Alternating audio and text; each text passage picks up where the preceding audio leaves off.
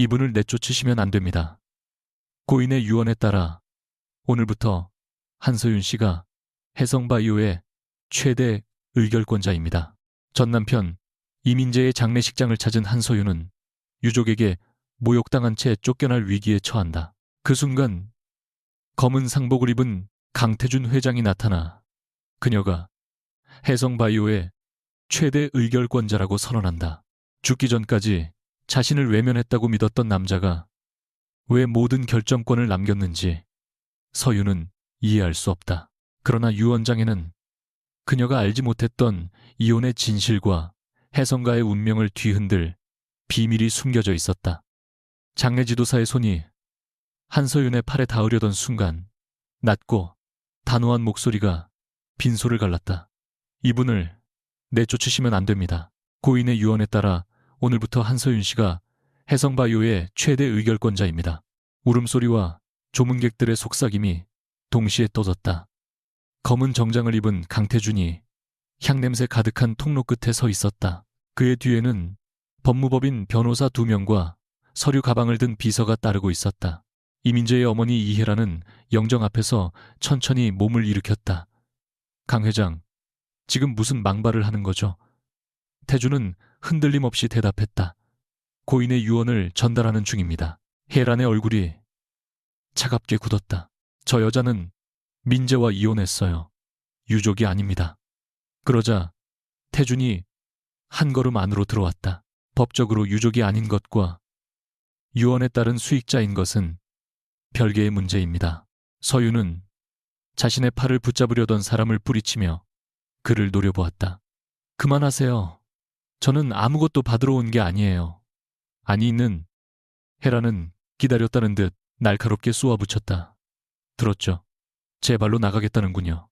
그러나 태준은 서윤에게서 시선을 떼지 않았다. 아직 무엇을 받게 되었는지도 듣지 않으셨습니다, 윤아 씨. 그 이름을 듣는 순간 서윤의 숨이 막혔다. 윤아는 민재만이 불렀던 이름이었다. 대학 시절 실험실에서 밤을 새우다 잠든 그녀에게 민재가 처음 붙여준 별명이었다. 결혼 후에도 둘만 있을 때면 그는 낮은 목소리로 그렇게 불렀다. 이혼 서류에 도장을 찍던 마지막 날조차 민재는 입술을 깨문 채 그 이름을 삼켰다. 그런데 처음 보는 남자가 그것을 알고 있었다. 서윤은 태준의 얼굴을 똑바로 바라보았다. 방금 뭐라고 했죠? 태준의 눈빛이 아주 잠깐 흔들렸지만 목소리는 여전히 침착했다. 고인이 제게 그렇게 전해달라고 했습니다. 언제요? 그 답은 여기서 드릴 수 없습니다. 혜란이 두 사람 사이로 끼어들었다. 고인의 빈소에서 사기극을 벌일 생각이라면 당장 경찰을 부르겠어요. 태준은 비서에게 손을 내밀었다. 검은 가죽 서류 가방이 열리고 붉은 봉인이 찍힌 문서가 그의 손에 놓였다.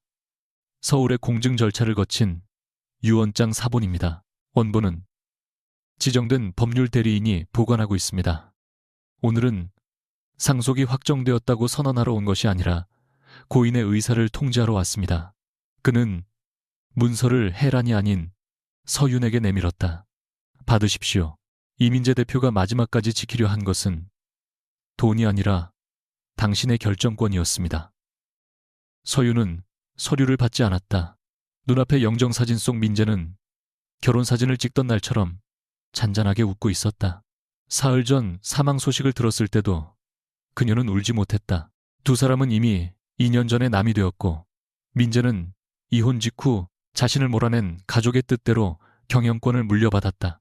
서윤에게 남은 것은 서명 하나로 정리된 7년의 결혼 생활과 병원, 복도에서 홀로 들었던 아이의 사망 선고뿐이었다. 그날 민재는 해외 출장 중이라는 짧은 문자만 보냈다.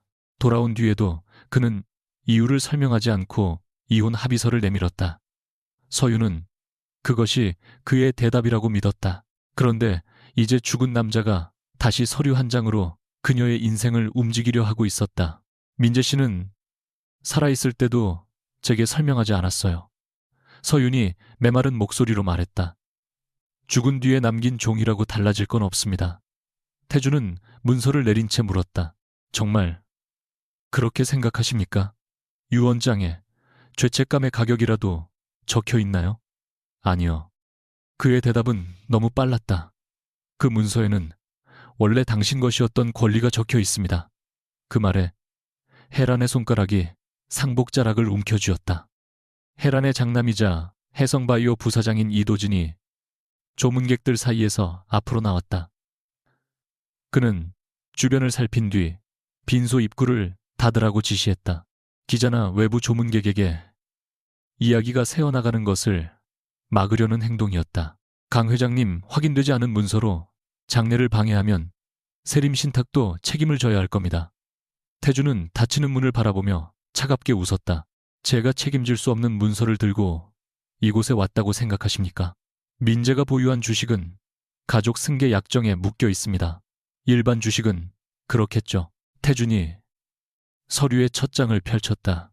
하지만 해성바이오 설립 당시 별도로 설정된 연구자 지분 신탁은 가족 승계 약정의 대상이 아닙니다. 도진의 안색이 변했다. 서유는 낯선 단어 속에서 한 구절만 붙잡았다. 설립 당시의 연구자 지분, 11년 전 민재와 함께 만든 세포 보존 기술이 떠올랐다. 당시 대학원생이었던 그녀는 밤새 실험 데이터를 정리했고 민재는 그 기술로 회사를 세우겠다고 약속했다.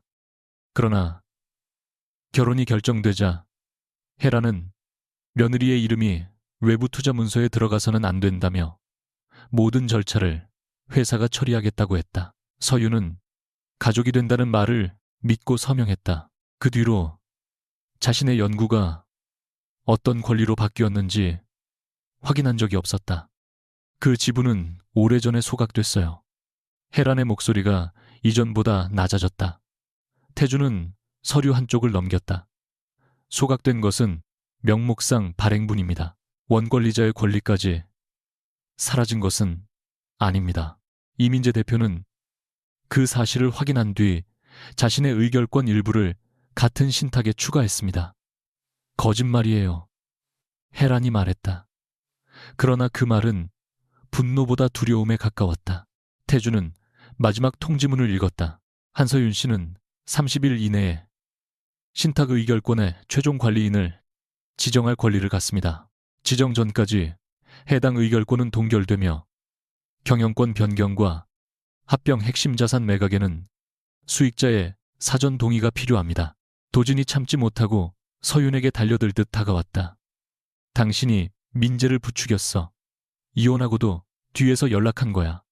서윤은 자신도 모르게 한 걸음 물러났다. 그 앞을 태준이 막았다. 고인에게 책임을 물을 수 없다고 해서 살아있는 사람을 위협하지 마십시오. 강 회장이 왜 저 여자를 보호하지? 보호가 아니라 계약을 집행하는 겁니다. 도진은 이를 악물었다. 그 계약으로 당신이 혜성을 삼키려는 거겠지. 태주는 부정하지 않았다. 그 침묵 때문에 서윤의 등줄기를 타고 서늘한 의심이 내려갔다. 혜라는 조문객들이 없는 안쪽 접객실로 서윤을 데려가려 했다. 우리끼리 이야기하자.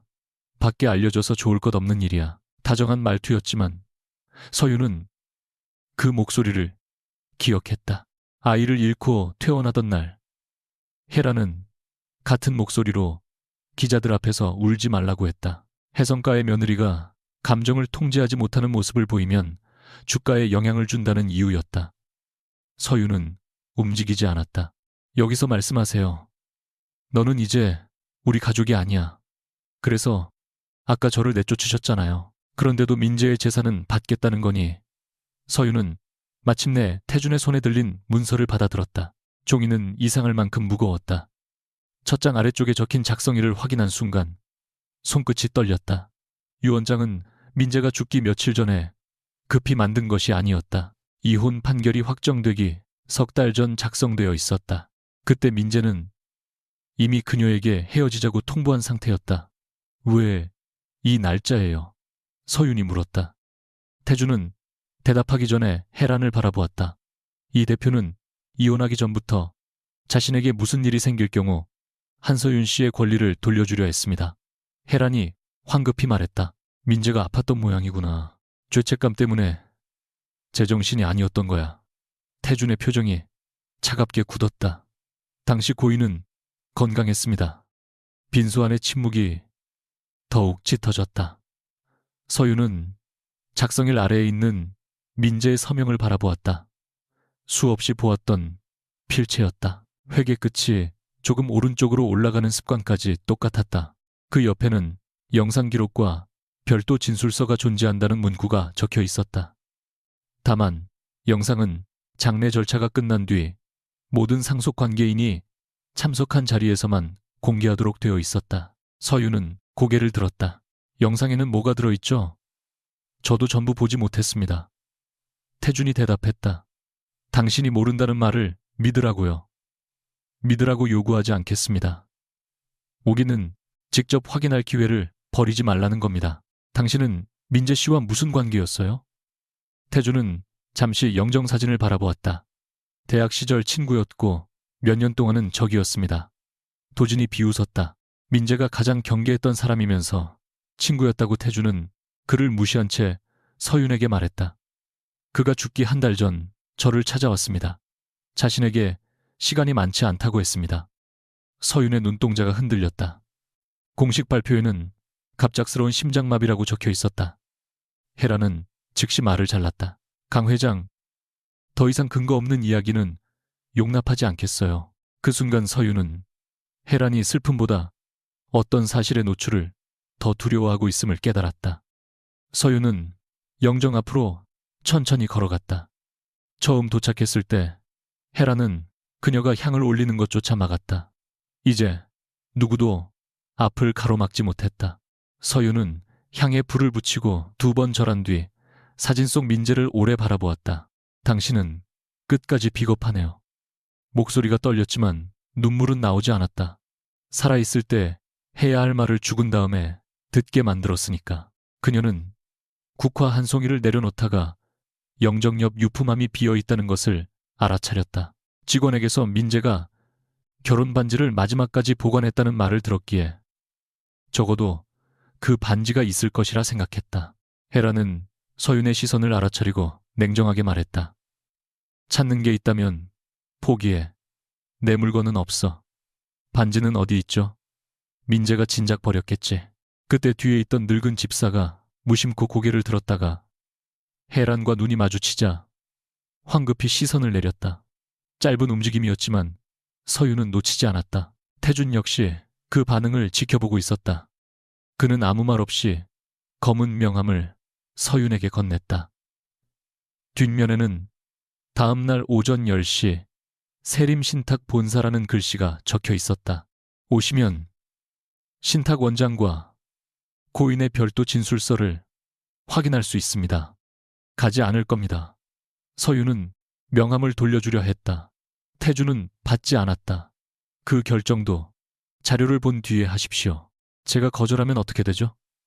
30일이 지나면 의결권은 고인이 지정한 예비 관리인에게 넘어갑니다.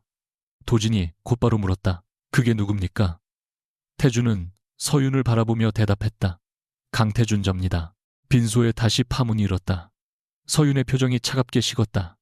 이제 모든 것이 선명해진 듯했다. 태준은 자신이 혜성바이오의 권리를 얻기 위해 그녀를 끌어들인 사람이었다. 결국 당신이 가져가게 되어 있군요. 당신이 아무것도 하지 않을 경우에만. 그렇습니다. 그래서 친절하게 진실을 알려주는 척한 건가요? 제가 선의를 위해 움직였다고 말한 적은 없습니다. 태준은 한 걸음 가까이 다가왔지만 그녀를 붙잡지는 않았다.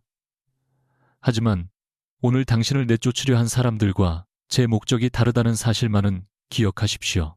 그들은 당신이 문서를 읽는 것조차 두려워합니다. 서윤은 손에 든 유언장과 혜란의 굳은 얼굴을 번갈아 바라보았다. 그리고 명함을 천천히 움켜쥐었다. 내일 가겠습니다. 당신을 믿어서가 아니에요. 태준이 낮게 대답했다. 그 정도면 충분합니다. 서윤이 빈소를 나서자 늦은 조문객들이 황급히 길을 비켰다. 불과 10분 전까지 그녀는 죽은 남편에게 매달리는 초라한 전처였지만 이제 사람들의 시선에는 경계와 호기심이 뒤섞여 있었다. 엘리베이터 문이 닫히기 직전 태준이 따라탔다. 좁은 공간에는 2사람뿐이었다. 서윤은 유언장 첫 장을 다시 펼치다가 문서 모서리에 찍힌 작은 표식을 발견했다. 그것은 민재와 함께 첫 연구를 완성한 날, 그녀가 실험 노트 끝에 그려 넣었던 두 입 모양의 기호였다. 회사에서는 한 번도 사용된 적 없는 표시였다. 이걸 민재 씨가 어떻게 기억했죠? 그녀가 혼잣말처럼 묻자 태주는 정면을 바라본 채 말했다. 잊은 적이 없으니까요. 당신은 어떻게 알고 있고요? 엘리베이터가 지하 주차장에 도착했지만 태주는 바로 대답하지 않았다. 문이 열리고 차가운 공기가 들어온 뒤에야 그가 입을 열었다. 그 질문에 답하려면 먼저 당신이 이혼하던 날 서명한 서류가 원본과 달랐다는 사실부터 설명해야 합니다. 서유는 움직이지 못했다. 태주는 검은 차를 향해 걸어가다가 뒤를 돌아보았다. 내일 오십시오. 당신이 버림받았다고 믿었던 그날, 실제로 누가 당신을 해성가에서 밀어냈는지 보여드리겠습니다. 다음 날 오전 9시 50분 한서유는 여의도 세림신탁 본사 앞에 도착했다. 밤새 한숨도 자지 못한 얼굴이 유리문에 희미하게 비쳤다. 돌아가라는 이성과 진실을 확인하라는 본능이 건물 앞에서 마지막까지 충돌했다. 그러나 그녀는 결국 검은 명함을 출입 단말기에 올려놓았다. 최상층 회의실에는 강태준과 변호사 윤지후, 신탁관리 책임자만이 기다리고 있었다. 태준은 서윤 앞에 놓인 의자를 가리켰지만 그녀는 앉지 않았다. 먼저 분명히 해두죠.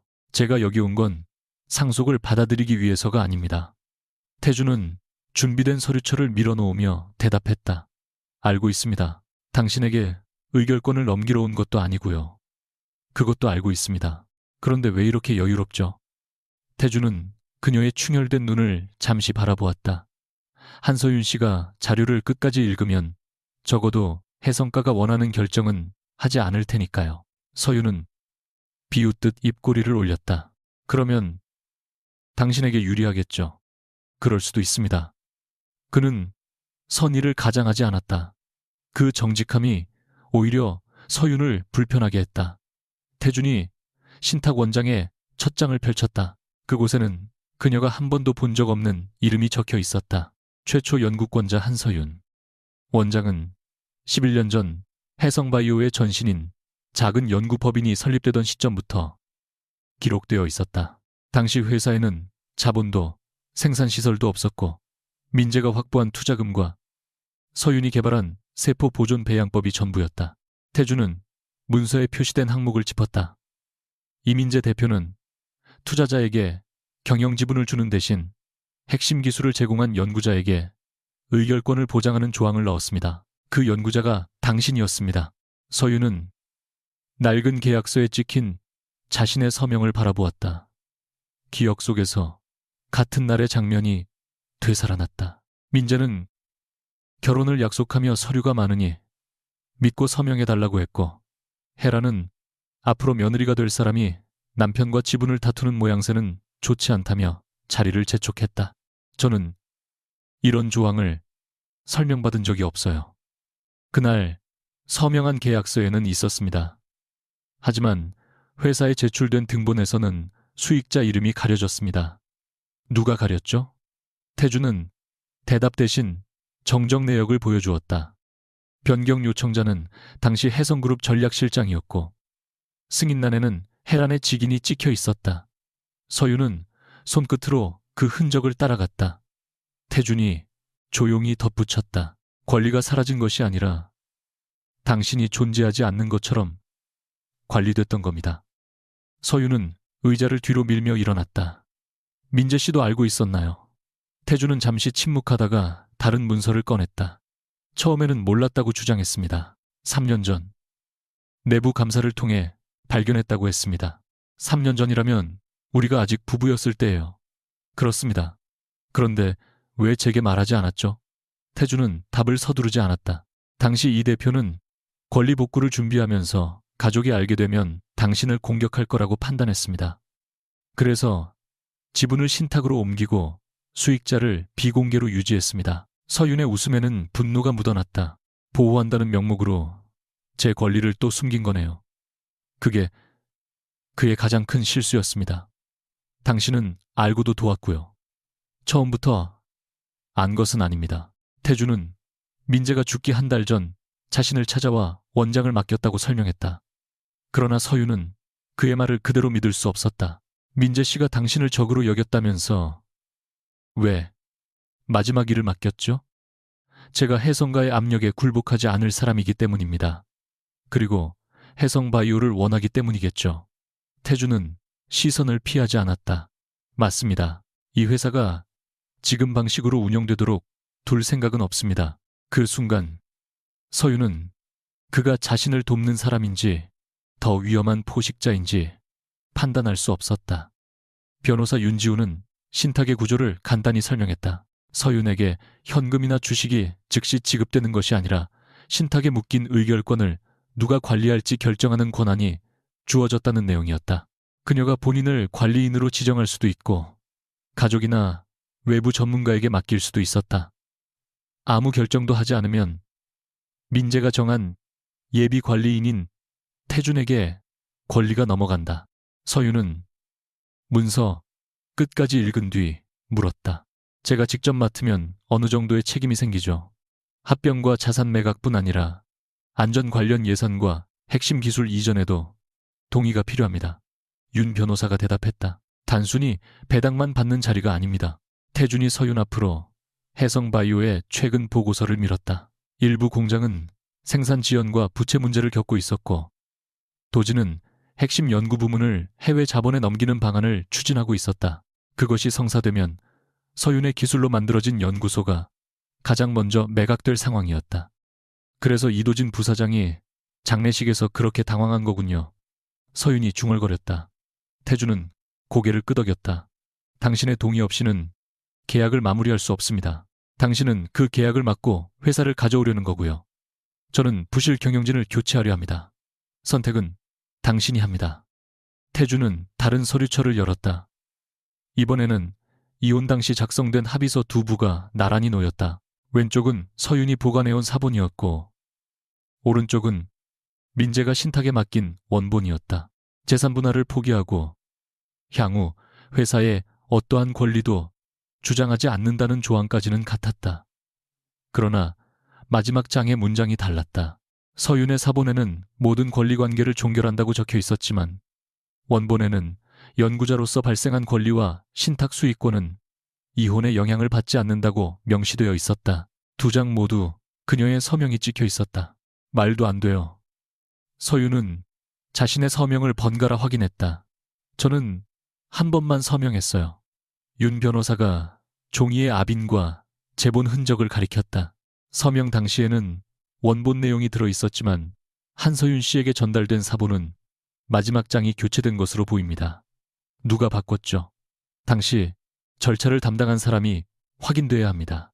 태주는 오래된 인사기록 한 장을 꺼냈다. 담당자는 혜성그룹 비서실의 오미경 과장이었다. 오미경 과장이었다. 오미경 과장이었다. 서윤은 그 이름을 기억했다. 병원에서 아이를 잃은 날 민재가 해외에 있어 연락할 수 없다고 말했던 사람도 오미경이었다. 서윤의 손이 서류 위에서 멈췄다. 그날 민재 씨는 정말 해외에 있었나요? 태준의 표정이 어두워졌다. 출국 기록상 일본에 있었습니다. 역시 그랬군요. 하지만 출장은 예정된 일정이 아니었습니다. 사고가 있기 하루 전 이혜란 회장의 지시로 출국했습니다. 태준은 당시 비행 일정과 회사 차량 운행 기록을 보여주었다. 민재는 서윤이 병원에 실려가기 6시간 전에 서울을 떠났고 오미경은 그날 밤 3차례나 민재의 수행비서와 통화했다. 그럼 제 상태를 알고 있었겠네요. 그 가능성이 높습니다. 그런데도 민재 씨는 돌아오지 않았어요. 서윤은 입술을 깨물었다. 서류가 달라졌다고 해서 병원에서 홀로 견딘 시간이 사라지는 것은 아니었다. 태주는 위로하려 하지 않았다. 대신 조심스럽게 말했다. 귀국 항공편 기록도 확인했습니다. 이 대표는 다음날 첫 비행기로 돌아왔지만 공항에서 바로 해성의료원 별관으로 갔습니다. 서윤은 고개를 들었다. 자신은 당시 해성의료원 본관에 있었다. 별관에는 왜 갔죠? 저도 확인하지 못했습니다. 당시 기록이 비공개 처리됐습니다. 그녀는 또다시 누군가가 자신의 인생에서 중요한 장면을 잘라내고 있다는 느낌을 받았다. 회의실을 나온 서유는 복도 끝 창가에 섰다. 한강 위로 흐린 햇빛이 부서지고 있었지만 그녀의 기억은 비가 내리던 병원 복도에 머물렀다. 아이를 잃었다는 말을 들은 뒤 민재에게 12번 전화를 걸었고 오미경은 대표가 중요한 협상 중이니 연락을 삼가달라고 했다. 이틀 뒤 나타난 민재는 창백한 얼굴로 미안하다는 말조차 하지 못했다. 그는 침대 곁에 서 있다가 어머니에게 불려나갔고 한 달 뒤 이혼을 요구했다. 서유는 그 침묵을 무관심이라고 믿었다. 이제 그 기억의 틈마다 설명되지 않는 흔적이 생겼다. 태준이 일정한 거리를 두고 다가왔다. 오늘은 여기까지 보셔도 됩니다. 당신답지 않게 친절하네요. 지친 사람에게 계속 결정을 강요하면 올바른 답을 얻을 수 없습니다. 당신에게 필요한 건 올바른 답이 아니라 유리한 답 아닌가요? 태준은 잠시 생각한 뒤 말했다. 처음에는 그랬습니다. 서윤이 그를 돌아보았다. 지금은 다르다는 뜻인가요? 당신이 어떤 일을 당했는지 알게 된 뒤에는 적어도 스스로 선택할 기회를 빼앗고 싶지 않습니다. 그의 말은 담담했지만 서윤은 그 안에서 오래된 죄책감을 느꼈다. 서윤은 건물을 떠나기 전 민재의 별도 보관함을 확인하겠다고 요구했다. 보관함에는 회사 설립 당시의 실업 노트, 오래된 음성 녹음기와 작은 회색 상자가 있었다. 상자 안에는 그녀가 돌려주었던 결혼반과 돌려주었던 지가 들어 있었다. 하지만 이상하게도 반지 안쪽에 새겨져 있던 결혼기념일 아래로 새로운 숫자가 추가되어 있었다. 그것은 서윤이 유산했던 날짜였다. 그녀는 반지를 준 채 한동안 말을 잃었다. 왜 이런 걸 새겼죠? 태준이 낮게 대답했다. 잊지 않겠다는 뜻이었을 겁니다.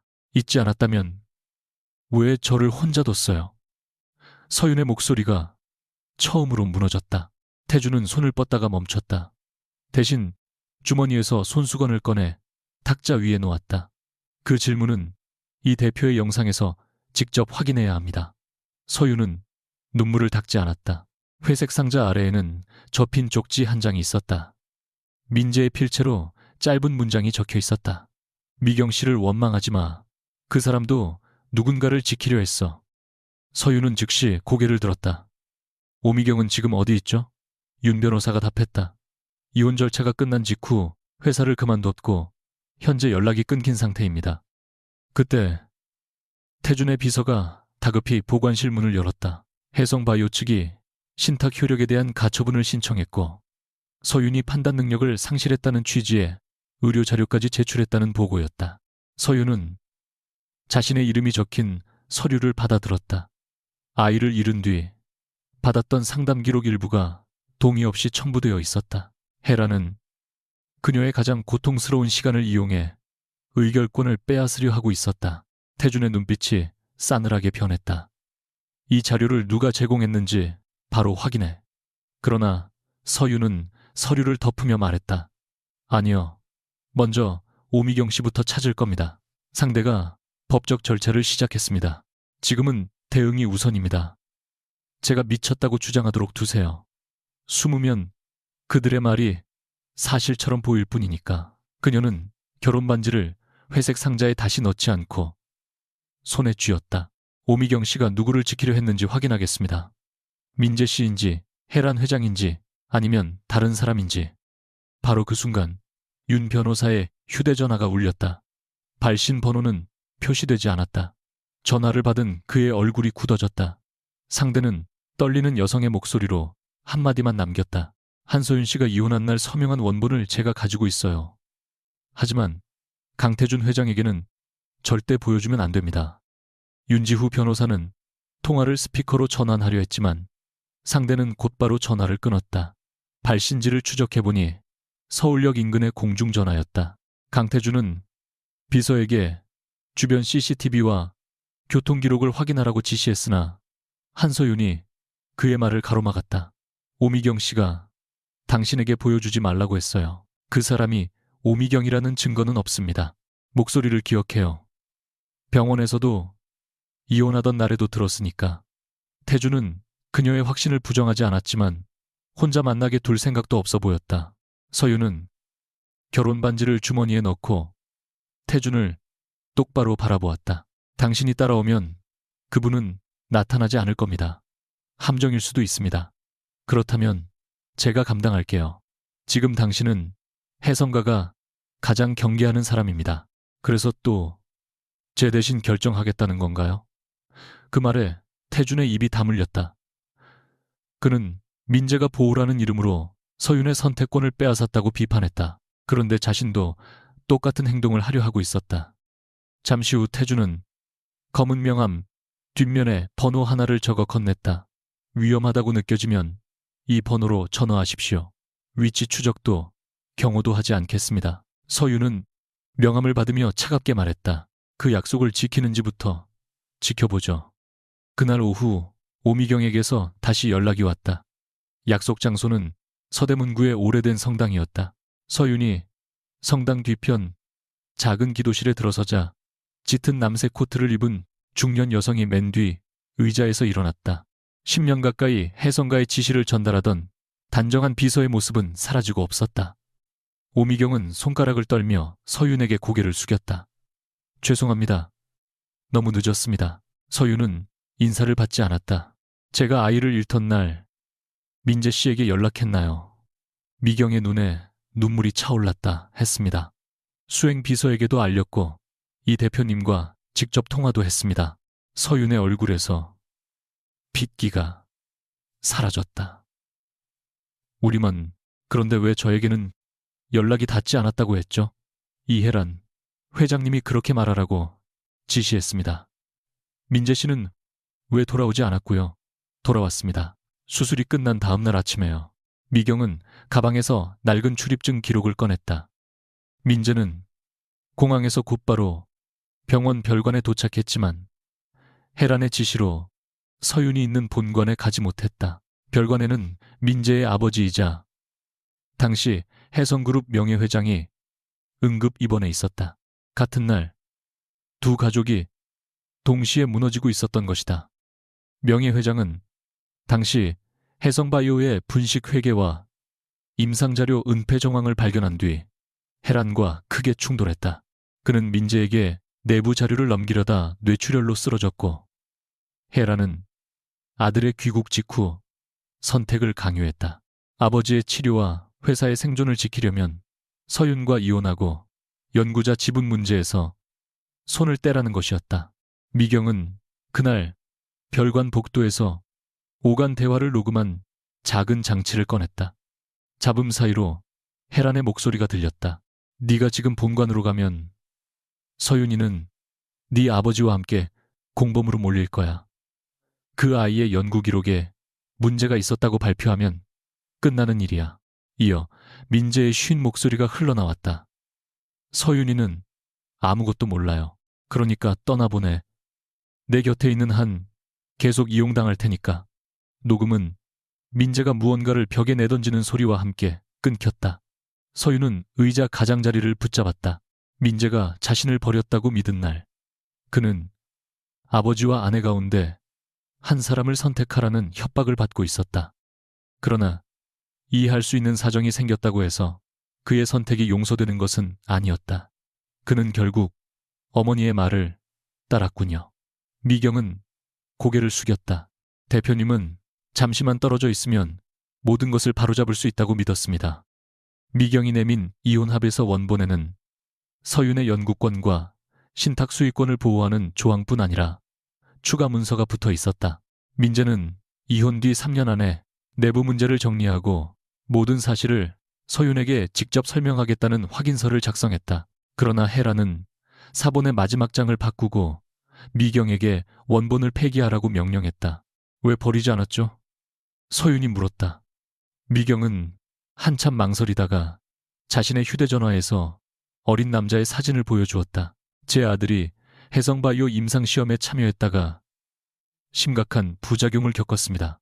회사는 관련성을 부정했고 치료비를 조건으로 제게 비밀 유지 서약을 요구했습니다. 그녀는 아들을 지키기 위해 혜란의 지시에 따랐지만 언젠가 진실을 밝힐 수 있도록 원본과 녹음을 숨겨두었다. 민재는 뒤늦게 그 사실을 알고 치료를 도왔으며 미경에게 책임을 묻지 않았다. 그래서 유품 속 쪽지에 그녀를 원망하지 말라는 말을 남긴 것이었다. 대표님은 잘못을 바로잡으려 했습니다. 하지만 너무 늦었습니다. 서유는 원본을 받아들면서 물었다. 민재 씨는 무엇 때문에 죽었죠? 미경의 입술이 떨렸다. 공식 발표처럼 단순한 심장마비는 아니었습니다. 대표님은 몇 달 전부터 약을 복용하고 있었습니다. 정확한 병명은 강태준 회장이 알고 있을 겁니다. 성당 밖으로 나온 서유는 곧바로 명함에 적힌 번호로 전화했다.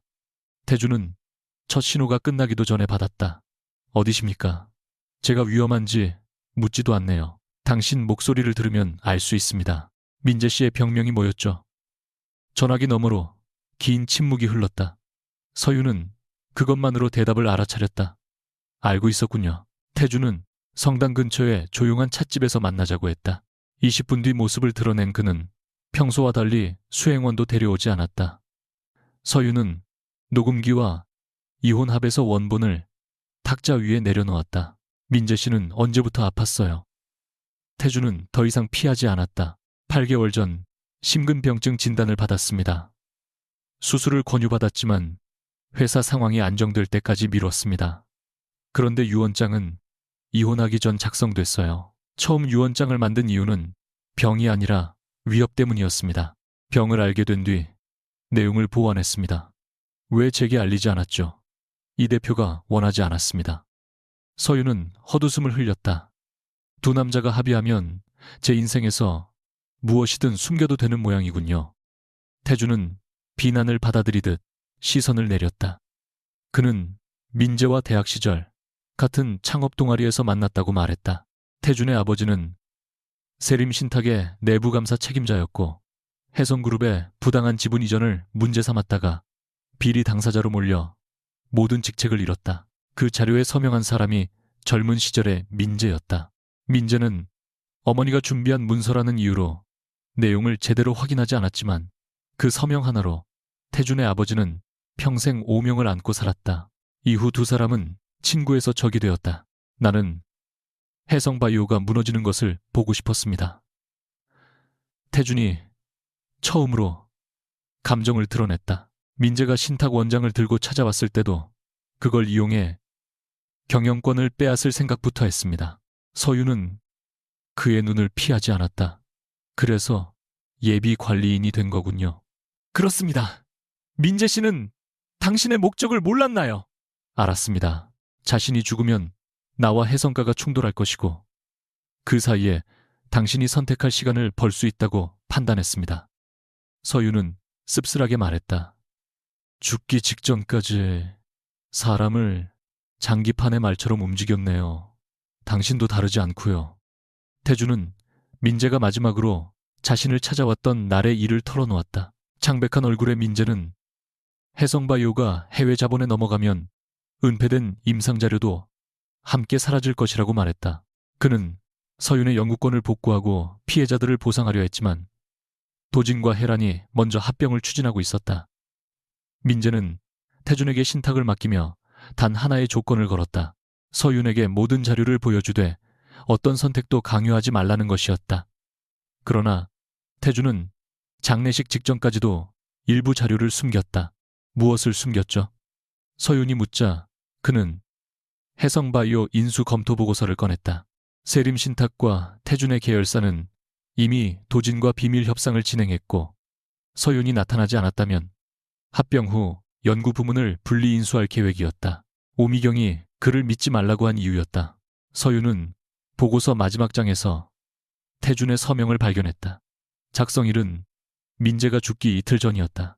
그가 살아있을 때도 회사를 빼앗을 준비를 했군요.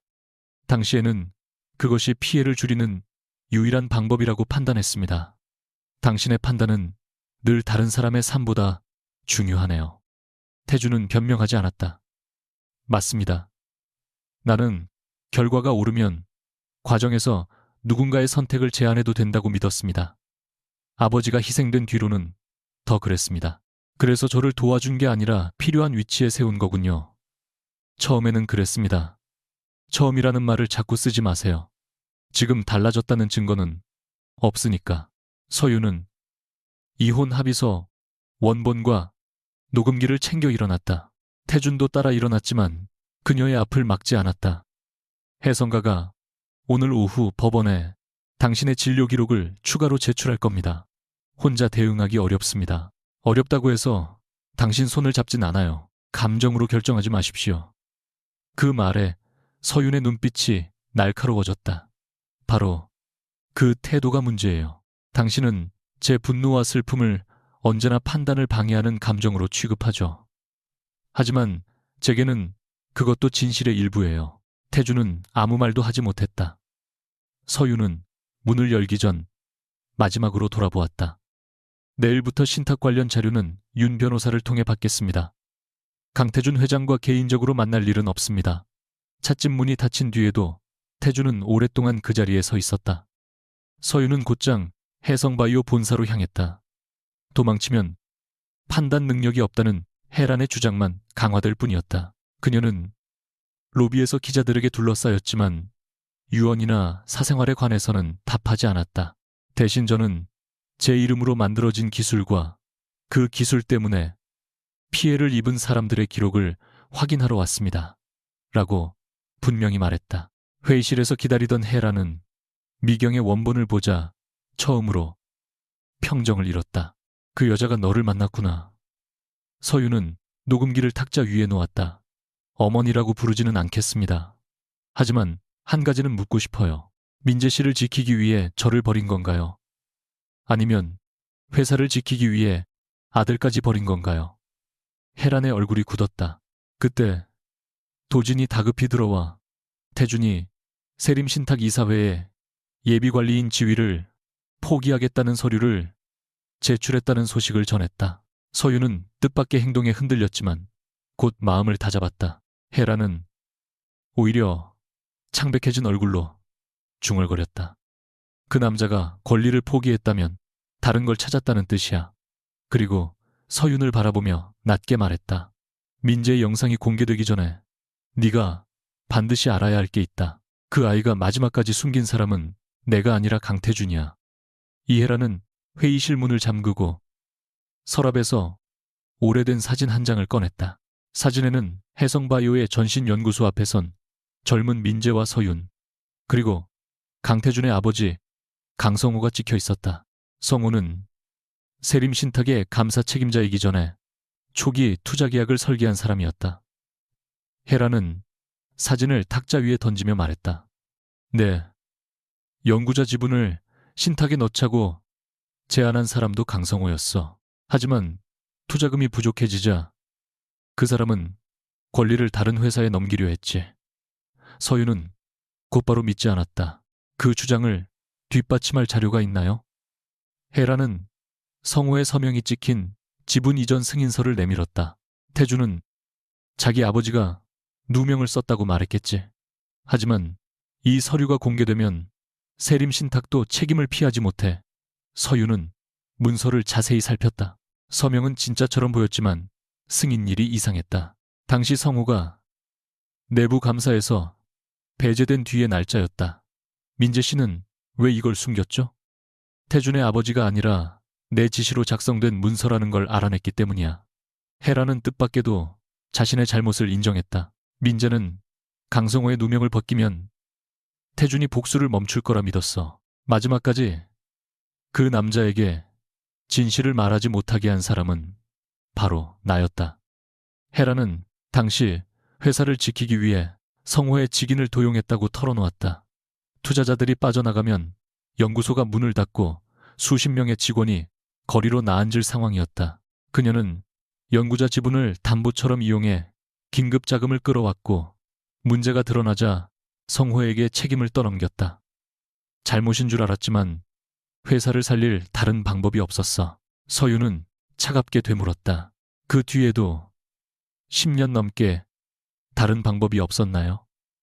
헤라는 입을 다물었다. 위기를 넘긴 뒤에도 그녀는 진실을 바로잡지 않았다. 오히려 회사가 커질수록 더 많은 사람의 침묵을 사들이고 기록을 지웠다. 민재는 모든 사실을 밝히겠다고 했고 태준에게 아버지의 원본 감사 자료를 돌려주려 했어. 하지만 그 자료가 공개되면 혜성은 끝이야.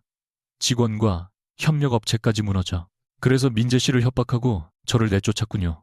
나는 회사를 지켰다. 아니요. 회사를 방패로 삼아 자신이 틀렸다는 사실을 지킨 거예요. 혜란의 얼굴이 일그러졌다. 서유는 지분 이전 승인서를 챙기지 않았다. 대신 휴대전화로 모든 면을 촬영한 뒤 말했다. 진짜 문서라면 외부 감정을 받겠습니다.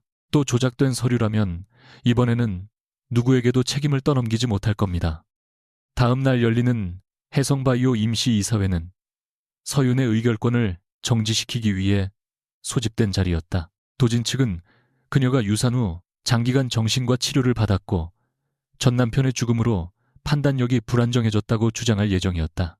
윤지우 변호사는 법적 대응을 준비하며 태준의 지원을 받자고 권했지만 서윤은 거절했다. 대신 자신이 개발했던 기술과 관련된 사람들의 명단을 요청했다. 그녀는 밤새 과거 연구원과 생산공장 직원들에게 직접 연락했다. 대부분은 혜성의 보복을 두려워했고 몇몇은 전화를 받자마자 끊었다. 그러나 초창기 연구원이었던 박준석은 성수동의 작은 실험기기 업체에서 그녀를 만났다. 그는 서윤이 작성한 원본 실험 노트를 보관하고 있었다. 회사에서 폐기하라고 했지만 그럴 수 없었습니다. 이 기술을 만든 사람이 누구인지 제가 봤으니까요.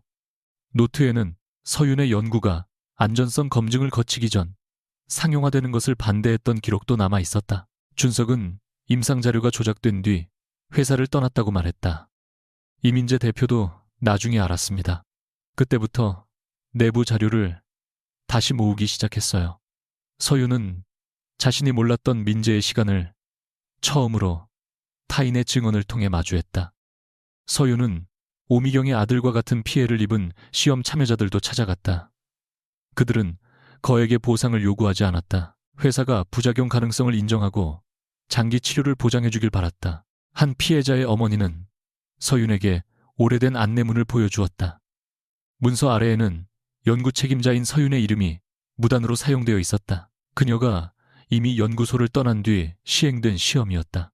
서윤은 자신도 모르는 사이 피해를 은폐하는 얼굴로 이용되어 왔다는 사실에 숨이 막혔다. 저도 몰랐다고 말하면 믿어주실 수 있나요? 어머니는 한동안 그녀를 바라보다가 말했다. 모른 사람이 죄를 인정하러 여기까지 오지는 않았겠죠. 하지만 이제 알았으니 외면하지 마세요. 그 말은 어떤 위로보다 무거웠다. 서윤은 독립조사와 피해자 치료기금 조성을 문서로 약속했다. 자신의 지분을 지키기 위한 증언을 부탁하지도 않았다. 그런데 다음 날 아침 피해자 가족 3명과 전직 연구원 5명이 먼저 연락해왔다. 이사회에서 필요하다면 자신들이 직접 말하겠다고 했다. 서윤은 그제야 권력은 누군가에게서 건네받는 종이가 아니라 책임을 감당하겠다는 약속에서 생긴다는 것을 깨달았다. 이사회가 열리기 1시간 전 태준이 혜성바이오 본사 로비에 나타났다. 그는 혼자였고 서류 가방조차 들고 있지 않았다. 서윤은 걸음을 멈추지 않은 채 물었다. 예비관리인 지위를 포기했더군요. 내가 그 자리에 있는 한 당신의 모든 선택이 제 이익을 위한 것으로 의심받을 테니까요. 그 말로 지난 일이 없어지지는 않아요. 알고 있습니다. 태준은 강성호의 서명이 찍힌 승인서가 조작된 것임을 증명하는 감정 결과를 건넸다. 서명은 과거 문서에서 복사되었고 직인은 성호가 직무에서 배제된 뒤 사용된 것이었다. 아버지의 누명을 벗길 자료인데 왜 저에게 먼저 주죠? 당신의 권리를 없애는 데 이용된 문서이기도 하니까요. 그는 아버지의 복수를 위해 혜성을 무너뜨리려 했지만 피해자와 직원들의 삶까지 희생시키려 한 자신도 혜란과 다르지 않았다고 인정했다. 서윤은 서류를 받았으나 고맙다는 말은 하지 않았다. 태준이 낮게 덧붙였다. 오늘 회의에 들어가지는 않겠습니다. 필요하면 밖에서 증언하겠습니다. 서윤은 잠시 그를 바라보다가 말했다. 이번에는 제가 부를 때까지 기다리세요. 태준은 조용히 고개를 끄덕였다. 도지는 이사회가 시작되자 서윤의 상담 기록과 이혼 당시 진술서를 화면에 띄웠다. 한서윤 씨는 심각한 상실을 겪은 뒤 감정적 불안과 피해 망상을 보였습니다. 회사의 운명을 맡기기에는 위험합니다. 서윤은 모욕적인 표현에도 흔들리지 않았다. 그 기록을 본인의 동의 없이 입수한 경로부터 밝히시죠. 도지는 회사의 중대한 이익을 위한 조치라고 둘러댔다. 서윤은 곧바로 독립의료기관의 소견서와 개인정보 유출에 대한 조사 요청서를 제출했다. 치료를 받은 사실은 숨기지 않겠습니다.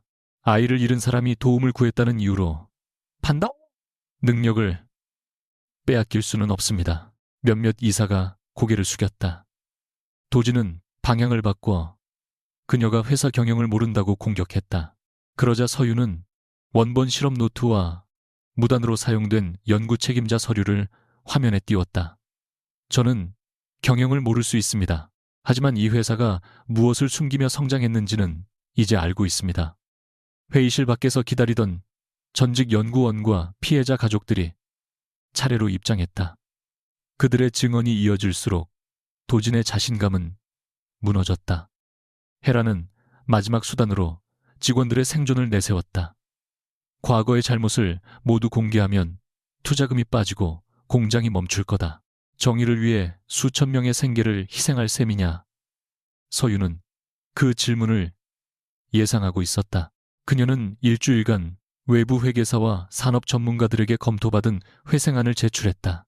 핵심 연구소의 매각을 중단하고 경영진 보상과 무리한 계열사 지원을 줄이며 피해자 치료 기금을 단계적으로 조성하는 방안이었다. 태준의 계열사를 비롯한 외부 회사 3곳도 독립감사 수용을 조건으로 운영자금 지원 의향서를 보내왔다. 서윤은 특정 회사에 경영권을 넘기지 않기 위해 복수의 제안을 받은 것이다. 회사를 살리는 것과 책임자를 지키는 것은 같은 일이 아닙니다. 그녀가 해란을 바라보며 말했다. 직원들의 생계를 인질로 삼아 진실을 묻는 방식은 오늘로 끝내겠습니다. 해란은 처음으로 반박하지 못했다. 잠시 후 중립이사들이 도진의 합병안을 철회하고 독립감사를 시작하는 안건에 찬성했다. 서윤의 의결권, 정지안은 부결되었다. 회의가 끝난 뒤 헤라는 텅 빈 회의실에 홀로 남은 서윤에게 다가왔다. 화려한 회장도 완벽한 어머니도 아닌 피로한 노인의 얼굴이었다. 민재가 너를 사랑한 건 사실이다. 서윤은 담담하게 대답했다. 사랑했다면 진실을 말했어야죠. 그 아이는 아버지가 쓰러진 날부터 자신이 모든 사람을 지켜야 한다고 믿었어. 네가 아이를 잃은 뒤에는 내 눈을 볼 용기도 없었고 헤라는 민재가 병원 본관까지 갔다가 병실 문 앞에서 돌아섰다는 사실을 털어놓았다. 서윤이 자신을 보면 더 무너질 거라는 헤란의 말에 또다시 설득당한 것이다. 저를 위해서가 아니라 자기 죄책감에서 도망친 거예요.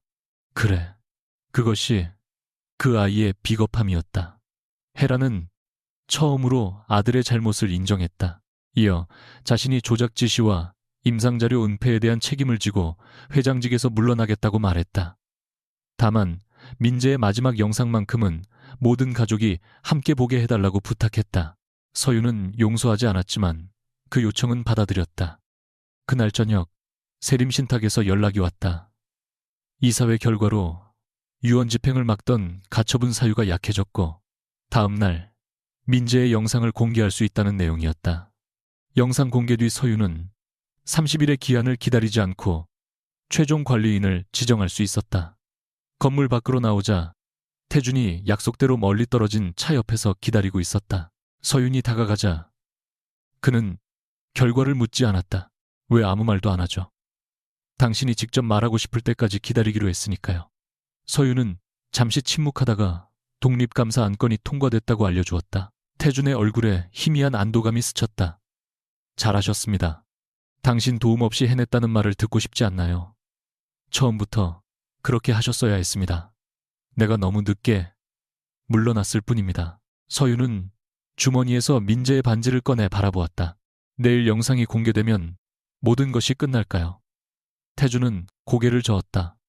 진실을 알게 되는 것과 상처가 끝나는 것은 다른 일입니다.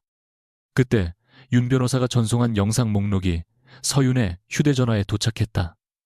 민재가 남긴 파일은 2개였다. 하나는 서윤에게 보내는 유언이었고 다른 하나의 제목에는 뜻밖에도 이렇게 적혀 있었다. 강태준이 반드시 함께 봐야 할 고백. 민재의 영상이 공개되는 날 세림신탁의 대회의실에는 한서윤과 강태준, 이해란, 이도진을 비롯한 모든 상속관계인이 모였다. 오미경과 윤지후 변호사도 증인 자격으로 참석했다. 화면이 켜지자 병색이 짙은 이민재가 나타났다. 그는 한동안 카메라를 바라보다 천천히 입을 열었다. 서윤아, 네가 이 영상을 보고 있다면 나는 살아서 해야 했던 말을 또다시 죽음 뒤로 미룬 셈이겠지. 서윤은 주머니 속 결혼 반지를 꽉 쥐었다. 민재는 자신의 병을 알게 된 뒤에야 시간이 무한하지 않다는 사실을 깨달았다고 말했다. 그는 가족의 협박 때문에 이혼했다는 말로 자신을 정당화하지 않았다. 어머니가 당신을 공격한 것은 사실이지만 당신에게 진실을 말하지 않기로 선택한 사람은 나야. 나는 당신을 보호한다면서 당신의 권리와 슬픔 선택할 기회까지 빼앗았어. 혜라는 고개를 숙였고 도진은 화면을 외면했다. 민재는 아이를 잃은 날 병실 문 앞까지 갔다가 들어가지 못했다고 고백했다. 자신을 보면 서윤이 더 아플 것이라는 말은 핑계였으며 실은 그녀의 눈에서 원망을 확인할 용기가 없었다고 말했다. 영상 속 민재는 작은 반지를 들어 보였다. 그는 서윤이 결혼 반지를 돌려준 뒤에도 버리지 못했고 안쪽에 아이를 잃은 날짜를 새겼다고 설명했다. 그날을 내 죄책감으로만 기억하려는 건 아니야. 우리에게 분명히 존재했던 아이를 아무도 없었던 것처럼 말하지 못하게 하고 싶었어. 서윤의 눈에서 마침내 눈물이 흘렀다. 민재를 용서해서가 아니라 혼자만 기억한다고 믿었던 아이를 그도 잊지 않았다는 사실 때문이었다. 그러나 민재는 반지를 다시 끼워달라고 부탁하지 않았다. 이 반지는 끝난 결혼을 되돌리기 위한 것이 아니야. 이총 씨, 한한걷기에 우리가 사랑했고 실패했고 서로에게 상처를 주었다는 증거야. 버릴지 보관할지는 네가 결정해. 이어 그는 연구자 지분을 되돌려주는 이유를 밝혔다. 사랑이나 보상 때문이 아니라 처음부터 서윤의 것이었기 때문이었다. 자신의 지분을 추가한 것은 그녀에게 회사를 떠맡기기 위해서가 아니라 혜성가와 외부 자본 모두에게 거절할 힘을 주기 위해서였다. 누구를 관리인으로 세울지, 회사를 살릴지 정리할지 나는 결정하지 않겠다. 이번만큼은 네가 선택해야 해. 첫 번째 영상이 끝났지만 누구도 바로 말을 꺼내지 못했다. 서윤은 눈물을 닦고 혜란을 바라보았다. 혜란은 떨리는 목소리로 말했다. 내가 너희 둘에게 한 일을 용서해달라고 하지 않겠다. 서윤은 담담히 대답했다. 저도 지금 용서할 수 없습니다. 회장님이 물러나는 것으로 책임이 끝나지도 않을 겁니다.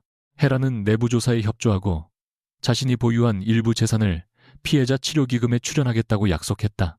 도진은 합병이 무산된 뒤에도 자신에게 경영권이 남아있다고 주장했지만 윤 변호사는 독립감사에서 자료 폐기와 개인정보 유출 지시가 확인되었다고 알렸다. 도진은 즉시 직무에서 배제되었고 향후 책임은 조사 결과에 따라 결정될 예정이었다. 서윤은 그가 끌려나가는 모습을 보며 통쾌함을 느끼지 못했다. 한 가족이 무너지는 장면은 승리처럼 보이지 않았다. 다만 더 많은 사람을 희생시켜 유지되던 질서가 멈췄다는 안도감만 남았다. 그녀는 혜란에게 말했다. 회사를 지킨다는 말로 사람을 버리지 마세요. 정말 직원을 위한다면 이제 진실을 견디셔야 합니다. 두 번째 영상이 재생되자 민재는 강태준의 이름을 불렀다. 태준의 몸이 굳었다. 태준아, 내 아버지에게 누명을 씌운 문서에 서명한 건 나였다. 내용을 몰랐다는 말로 책임을 피하지 않겠다. 민재는 강성호의 결백을 증명하는 원본 감사 자료의 보관 장소를 밝혔다. 그것은 해외나 비밀 금고가 아니라 세림 신탁이 혜성 측으로부터 넘겨받아 봉인한 초기 계약 자료 안에 있었다. 봉인 해제에는 서윤과 태준 두 사람의 동의가 필요했다. 민재는 태준이 복수를 위해 혜성바이오를 인수하려 했다는 사실도 알고 있었다. 네가 회사를 무너뜨려도 아버지의 잃어버린 시간은 돌아오지 않아. 하지만 내가 내게 용서하라고 말할 자격도 없다. 자료를 공개할지 내 이름까지 함께 무너뜨릴지는 네가 선택해. 태준은 화면에서 눈을 떼지 못했다. 영상 마지막에 민재는 짧게 덧붙였다. 그리고 서윤을 지킨다는 말을 함부로 하지 마. 그 말로 가장 많이 상처 입힌 사람이 나였으니까. 화면이 어두워진 뒤 태준은 오랫동안 침묵했다. 이윽고 그는 봉인 해제 동의서에 서명하며 말했다. 모든 자료를 공개하겠습니다. 민재의 책임도 제 아버지의 결백도 함께 밝혀야 합니다. 유언 공개 후 최종 관리인을 지정하는 절차가 시작됐다. 헤라는 가족에게 권리를 돌려달라고 요구하지 않았고 태준도 자신을 후보에서 제외했다. 모두가 서윤의 결정을 기다렸다. 서윤은 자신을 단독 관리인으로 지정하되 권한을 독점하지 않겠다고 발표했다. 피해자 대표와 직원 대표, 외부 연구윤리 전문가가 참여하는 감독위원회를 만들고 핵심 자산 매각과 임상자료 공개에는 위원회의 검토를 받겠다는 조건을 스스로 추가했다. 또한 자신의 연구자 지분에서 발생하는 첫 배당금을 피해자 장기 치료와 퇴직 연구원 지원에 사용하기로 했다. 이 선택은 혜성가를 벌주기 위한 것도 제가 새로운 주인이 되기 위한 것도 아닙니다. 다시는 한 사람의 침묵이나 한 가족의 판단이 수많은 사람의 삶을 결정하지 못하게 하려는 것입니다. 일부 이사들은 권한을 나누면 경영이 느려진다고 반발했다. 서윤은 단호하게 대답했다. 빠른 결정이 늘 옳았다면 이 회사는 여기까지 오지 않았을 겁니다. 윤 변호사가 최종 문서에 날이 나자 민재가 남긴 의결권은 정식으로 서윤의 관리 아래 들어왔다. 그 뒤의 변화는 하루아침에 이루어지지 않았다. 독립감사 과정에서 새로운 피해와 잘못이 드러났고 주가는 흔들렸으며 여러 계약이 중단됐다. 서윤은 매일 비난과 협박에 가까운 연락을 받았다. 그러나 공장을 무작정 폐쇄하지 않고 안전설비와 연구검증 부문부터 재정비했다. 직원들에게는 조사에 협조했다는 이유로 불이익을 주지 않겠다고 약속했다. 오미경은 아들의 치료를 보장받은 뒤 자신이 가담한 문서 교체 사실을 공개적으로 증언했다. 혜란도 조사에 응했고 경영에서 완전히 물러났다. 어느 날 그녀는 서윤에게 짧은 편지를 보냈다. 자신이 회사를 지킨 것이 아니라 회사 뒤에 숨어 있었다는 사실을 이제야 인정한다는 내용이었다. 서윤은 답장을 보내지 않았지만 편지를 버리지도 않았다. 용서는 선언 한마디로 끝나는 일이 아니었다. 민재에 대해서도 마찬가지였다. 그녀는 그의 잘못을 이해하게 되었지만 아름다운 희생으로 포장하지 않았다. 사랑했던 기억과 상처받은 기억을 함께 간직하는 것이 그를 제대로 보내는 방법이라고 생각했다. 강태준은 세림신탁과 혜성바이오 사이의 모든 인수 협상에서 손을 뗐다. 대신 아버지의 명예를 회복하는 절차에 집중했고 과거 자신이 추진한 비밀 협상 자료까지 조사위원회에 제출했다. 그 선택 때문에 세림 내부에서도 책임론이 제기됐지만 그는 피하지 않았다. 서윤과 태준은 감독위원회 업무로 몇 차례 마주쳤으나 사적인 대화를 나누지 않았다. 태준은 조언을 구받았을 때만 의견을 냈고 그녀의 결정에 개입하지 않았다. 3달이 지난 어느 저녁 서윤은 회의를 마치고 건물 밖으로 나온 그를 불러 세웠다. 요즘은 왜 아무것도 결정해주지 않죠? 태준이 희미하게 웃었다. 그러지 말라고 배웠으니까요.